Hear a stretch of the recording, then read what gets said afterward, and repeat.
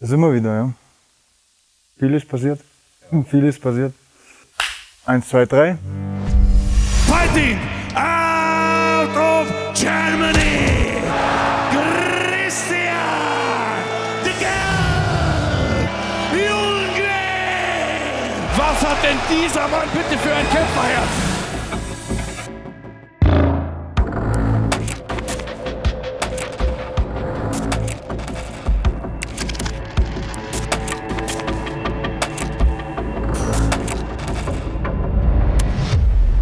Vieles passiert. Viel Trubel. Egal wo ich hingehe, kommen die Leute jetzt und ja, sprechen mich drauf an und wünschen mir alles Gute für den nächsten Kampf. Und ja, ist schön, schön. Von dem habe ich ja auch geträumt, als Kind, bekannt zu sein, berühmt zu sein. Und ja, das bin ich jetzt.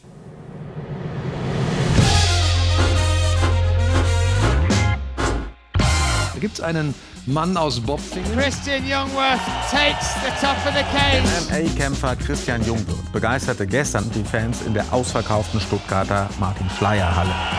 Das ist einfach der Wahnsinn. Nach dem Kampf hier in Stuttgart war es ziemlich heftig. Da war letztendlich jedes Wochenende mehr oder weniger irgendwas bei ihm, wo er irgendwelche Verpflichtungen zusätzlich hatte. Ich habe hier einer der bekanntesten Gesichter aus dem MMA Deutschland neben mir sitzen. Christian Jungwirth, wir kennen ihn alle. Oh, normal. Du guckst da rein, aber auch zu mir rüber. Ja, ich sag's dir.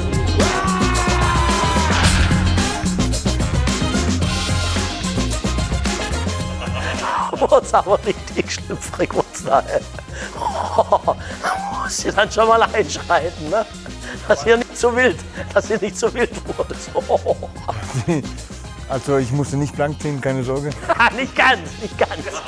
Aber so ein paar Neckische waren schon dabei. Letztendlich ist es ja ein Unterhaltungsgeschäft.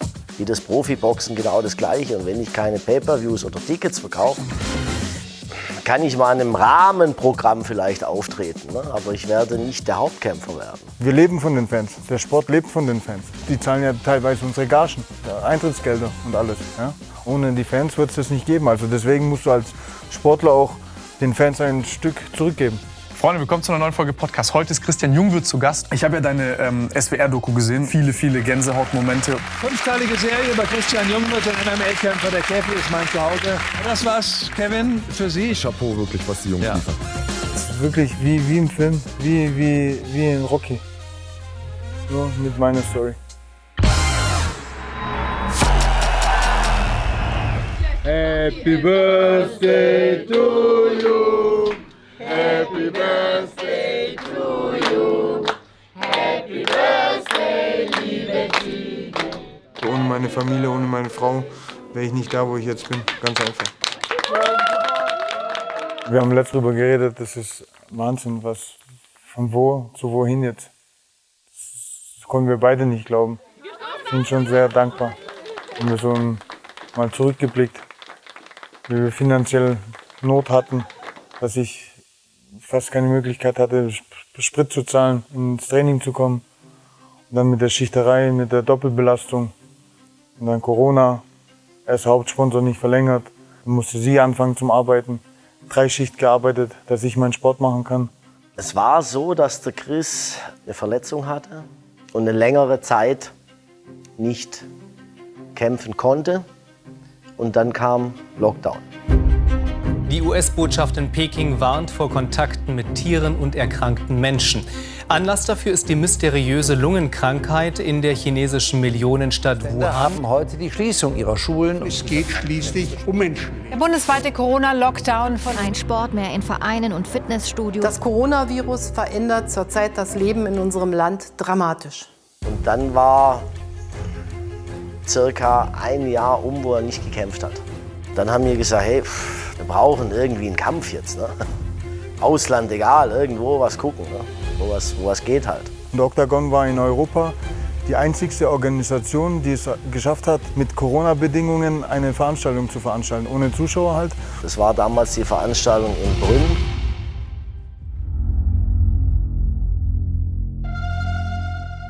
Und das war, wie die UFC das gemacht hat, Bubble-Prinzip. Also du bist rein, da wurde ein Test gemacht, du bist hoch aufs Zimmer, musstest dann warten dort, bist du positiv oder negativ. Dann durften wir von Donnerstag bis Sonntag das Hotel nicht verlassen. Und in dem Hotel war eben auch ein Kongressraum, würde ich mal sagen, wo die den Käfig und so weiter, das alles, die ganze Installation aufgebaut hat.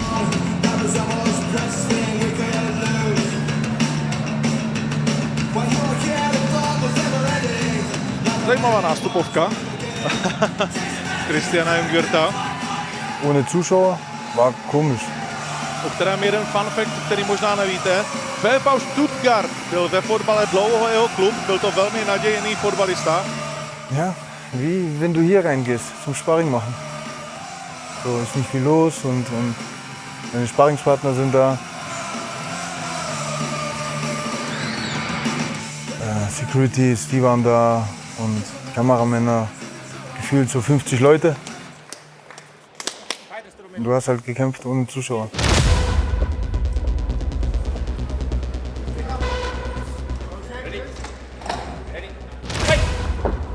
Vor dem Kampf habe ich mir auch im Sparring hier im Ring 2 Wochen vorher die Nase gebrochen.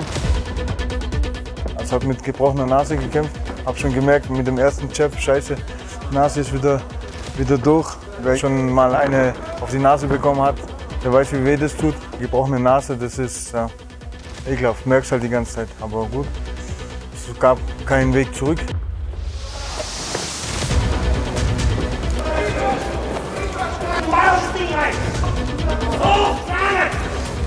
Wir wollten eigentlich schon mehr im Stand bleiben, aber es war alles ein Durcheinander, war ein bisschen Chaos.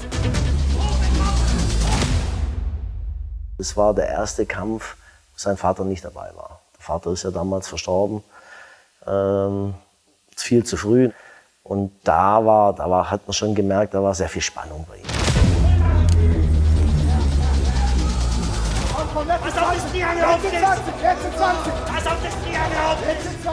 Ich weiß nicht wie jetzt, ich war auch in einem Triangle-Choke drin und dann habe ich die Stimme von meinem Vater im Kopf gehabt.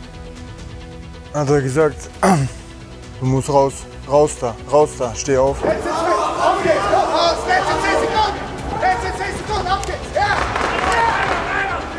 Dann bin ich aufgestanden und bin rausgekommen. Ja, da habe ich wirklich seine Stimme im Kopf gehabt. Ja, war schon heftig. Zvláštně nastupuje a teď inkasuje také tvrdé údery.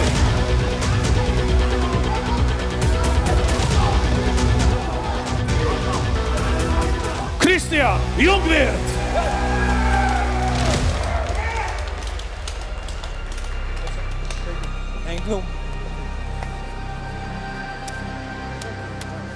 How did you survive? Because of your heart or mentality? Mentally, only mentally. Fighting is only mentally.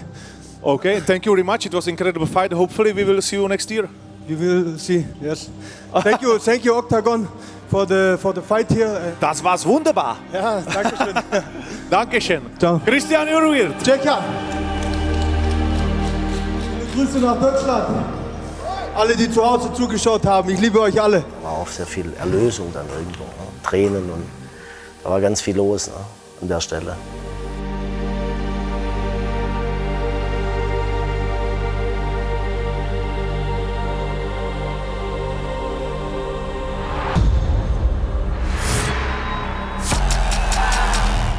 Der Jungwirth ging all in, entweder oder. Nach diesem Kampf habe ich gedacht, irgendwas stimmt da nicht. Entweder er besteht aus Gummi oder er hat wirklich 7 Leben. Ich habe immer so gesagt, MMA ohne Maske soll dafür dienen, in dunkle Räume zu kommen, wo keiner reinschaut. Einfach mit der Lampe reinkommen, anmachen und sagen, guck mal, da ist der Nächste. Der wird ein großer Star sein. Da kam der Jungwirth, Glatze, voll tätowiert, Deutscher. Und dann haben wir uns einfach mal gedacht mit den Jungs, wow, krass. Ne? Also der Typ sieht gefährlich aus. Er hat schon was Besonderes ausgestrahlt. Also, und der hat halt gekämpft wie ein Löwe, wirklich so mit Herz.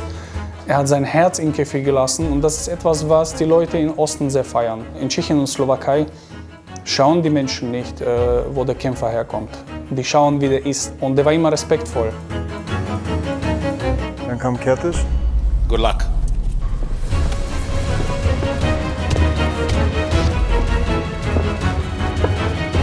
Kertész, sein Gegner, ist abgesprungen.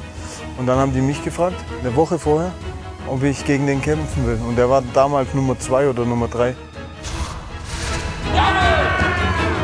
War ein guter Kampf. Am Ende des Tages ist es durch eine Split Decision ausgegangen. The winner is Máté Kertész! Man könnte es auf beide Seiten tatsächlich geben. Aber vielleicht wollten die nicht, dass ich innerhalb von einem Monat 2 der guten Leute ausschalte. Wer weiß. Whoa, nice combination. Followed. It's backed him up. Youngworth can smell blood. And Brosch is rocked.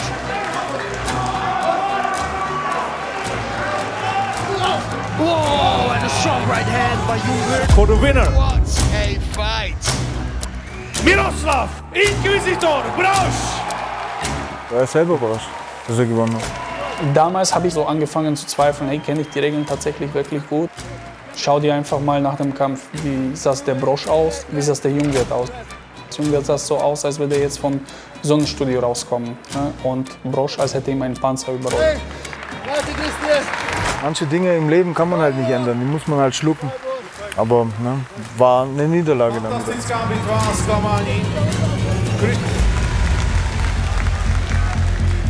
Kalaschnik war der erste Kampf nach langer Zeit vor Zuschauern. Now, Youngworth is on a 2-fight losing streak, Jan, and in many people's eyes, he won both of those fights. So despite those losses, this is a fighter whose stock has actually risen despite losing 2 fights. That's crazy. Am Anfang des Kampfes ist er zu Boden. Dann war ich im Choke drin. Der war gleich komplett zu fest. Da habe ich halt gemerkt, wie ich eingeschlafen bin.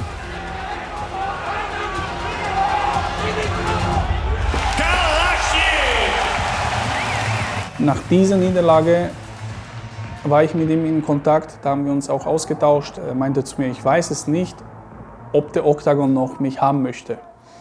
Und meine Antwort darauf war, ey, bist du verrückt? Wenn du nicht mehr bei Oktagon kämpfst, dann gibt es in Tschechien und Slowakei Revolution. Da kannst du mir glauben, weil die Fans wollten ihn kämpfen sehen. Christian, no. I just want to say that you are unbelievable. Potlesk pro Kristiana Jungwirtha. Manchmal geht es nicht um zu gewinnen, manchmal geht es einfach, diesen Statement zu setzen. Warum bin ich eigentlich hier? Ich bin hier, um zu kämpfen. Das war der beliebteste Kämpfer aus Ausland bei Oktagon. Ich habe damals letztendlich einen Christian konfrontiert und gesagt, hey, was willst du? Du musst ein Ziel haben, auf das du hinarbeitest. Du willst bei 77 Kilo Champion werden bei Oktagon. Und das haben wir für uns als Ziel ausgerufen. Man verliert nicht nur im Käfig, man verliert auch im Kopf. Sehr viel Mentalgame in diesem ganzen Kampfsport. Wenn du ein Langzeitziel hast, da kannst du auch mal wieder einen Kampf verlieren, aber du musst dann mal auch 2, 3 wieder gewinnen, dann kommst du vielleicht mal ins Titelrennen rein. 3 Niederlagen in Folge hatte ich noch nie. Aber was willst du machen? Weitermachen.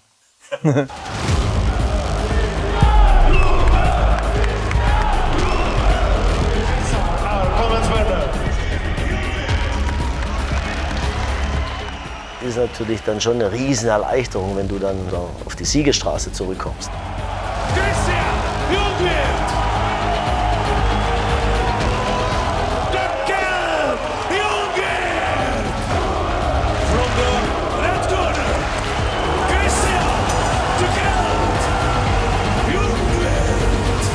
Harte Arbeit, viel Schweiß, viel Blut, viel Tränen. Was ich die letzten Jahre reingesteckt habe, kriege ich jetzt raus. Da bin ich so dankbar dafür, dass ich jetzt mein Kindheitstraum so leben darf. Es ist meine Pflicht, alles für meinen Traum zu tun. Einfach alles. Alles. Ne? Mir jeden Tag den scheiß Arsch aufzureißen. Ne?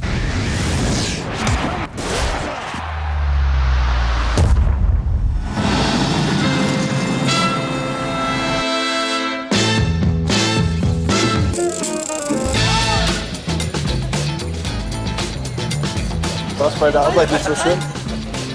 Ich habe sein Instagram durchgescrollt damals. Habe ich gesagt, ich sehe überall noch slowakische und tschechische Flaggen.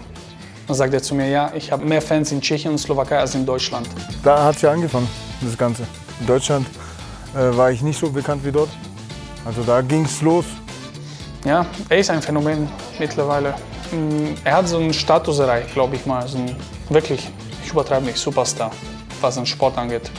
Dass du quasi nach Tschechien kommst und Slowakei und die Leute kennen deine Geschichte, das ist schon krass.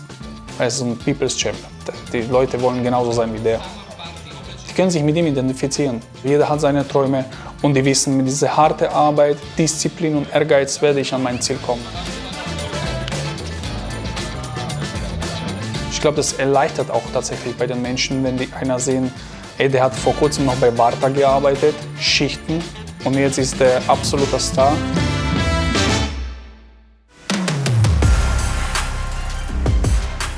Das ist Wahnsinn, wie im Kolosseum. Ich bin ja der Kälte. Frankfurt ist für mich das Rom. Und dann ist unsere Tochter aufgewacht und hat einen Chris gesehen.